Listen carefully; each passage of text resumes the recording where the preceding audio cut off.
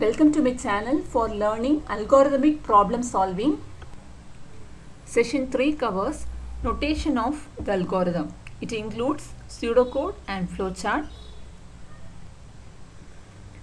Notation is nothing but a group of characters or expression or some symbols which is used to represent the problem solving process technically, which is mainly used for representing the problem.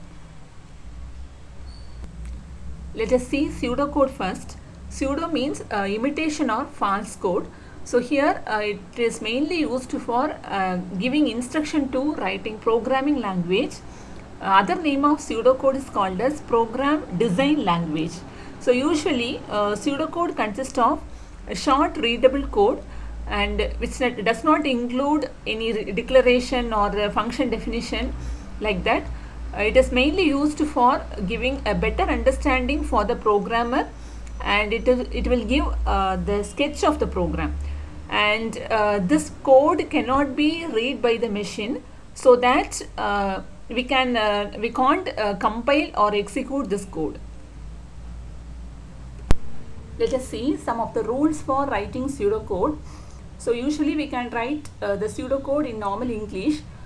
We have to write the code in a short manner and understandable one, and we have to write each and every instruction in separate line, and we can use some keywords to represent the process. For that we have to use the capital letter, and this code actually is used to give an easy transition from the normal design language into programming language. So these are the keywords we are going to use in the pseudocode. If you want to initialize something, we can use set or initialize, and to represent the starting and ending of the pseudocode we can use begin and end statement, and for giving input we can give input get or read keywords, and for some calculation we can use compute or calculate. Then for displaying the output we can use either print output or display. Then for control statements we have to use this if, while and for, and here these control statements are mainly used to represent a single statement or a block of statement, so that we have to use the keyword end along this. That is, if you want to use if control statement means we can use if, then it should end with end if. Then likewise while and for should end with end while and end for. Let us see advantages and limitations of this pseudocode. The first advantage is it is very easy to develop the code, that is actual program, from the pseudocode while compared with the flowchart, and it will easy to translate the pseudocode into programming language, because here we are using some keywords, and we can choose the appropriate programming language statement for each and every keywords, and it should be very compact, so that documentation is easy, and we can modify the pseudocode at any time. But limitations are it does not provide any visual representation of the programming logic, and there is no standard style or format is present, so that each and every user can use their own style. So for beginners it is somewhat difficult to follow the logic for the program, and it cannot be compiled and it cannot be executed. Let us see pseudocode examples. First one, addition of two numbers. To represent the starting and ending of the pseudocode, I am using the keyword begin and end, and to get two numbers from the user, so that I am using get keyword, and to perform addition I am using the keyword add, and after completing addition I have to display the result, so that I am using the keyword print C. So we can use any keyword, either print or display.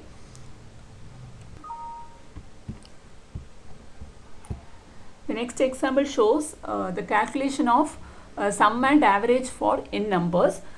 So if you are taking n as 5 means you have to take the sum as 1 plus 2 plus 3 plus 4 plus 5, then we have to divide it by 5. So that I am initializing the sum as 0 and I as 1, and I have to read the value n from the user. Then I have to perform some addition repeatedly, so that I am using for loop here. Already told that in the looping statement we have to give the termination condition, so that I am using the termination condition here as I less than or equal to n, and if the condition is true means I have to compute the sum is equal to sum plus I, that is sum is initialized as 0 and each and every time I have to add I value to this sum, so that I am getting the total sum of n numbers. And to reach the end of the statement, I have to give some manipulation, so that I am using calculate I is equal to I plus 1. So to represent the end of the looping statement, I am using end for statement. Then after completing this summation, I have to calculate average, so that I am again using the keyword compute average is equal to sum divided by n. Then once the process is over, I have to display the result. So I am using, here I am showing some examples of this control statement. So the left hand side shows the syntax of control statement, and right hand side I am showing some example. The first one is if else statement. So here the example is greatest of two numbers. So if you want to find the greatest among two numbers, you can use this keyword like this. That is, you have to read two numbers from the user, then you have to compare A with B, and if it is true you can print A as greater, otherwise you have to print B as greater, so that you have to use the keyword else. Then you have to show the end of if statement, and finally you have to end your pseudocode. Then for loop, you have to use the keyword for, and inside the bracket you have to mention the start value to end value. So usually we can represent the end value here.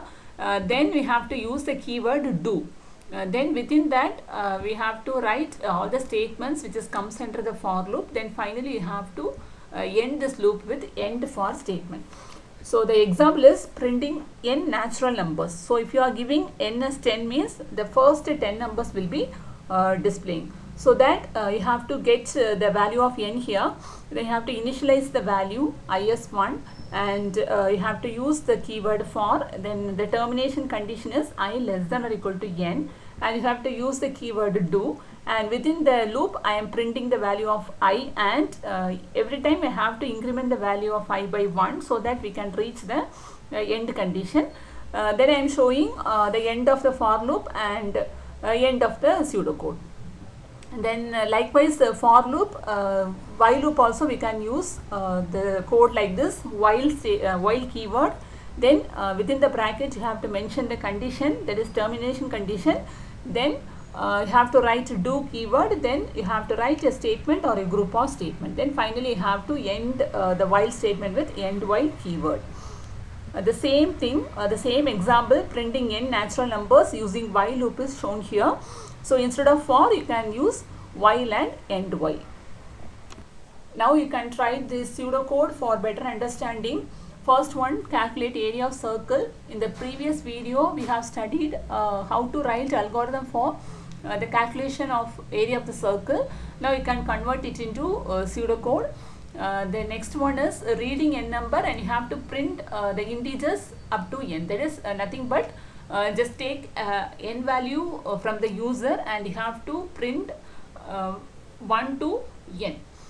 The last one is determining a student successful or failed. So that you have to take the student name and marks from the user. Then you have to calculate the total of the mark. Then you have to find the average. Then you have to compare the average. If it is greater than 50 means you can print the student is pass, and otherwise you can print the student is fail. Let's end the session. I hope the session was useful to you. Thanks for watching.